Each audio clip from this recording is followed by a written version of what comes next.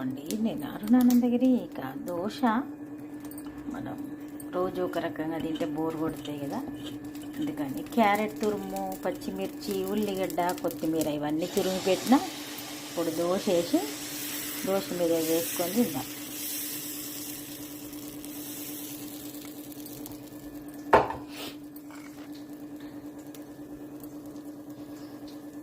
మంచి కలర్ఫుల్ ఉంటుంది. క్యారెట్ కూడా ఈ సీజన్లో ఎక్కువ వస్తుంది.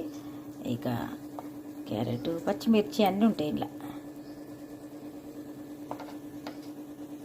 పచ్చిమిర్చి కూడా ఉన్నాయి. అయితే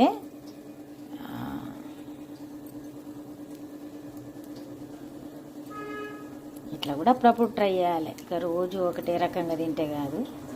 నేను వెళ్తే ఈరోజు ఇట్లా వేస్తాను. ఇప్పుడు పైనుండి ఆయిల్ వేద్దాం. కరివేపాకు పొడి చట్నీతోటి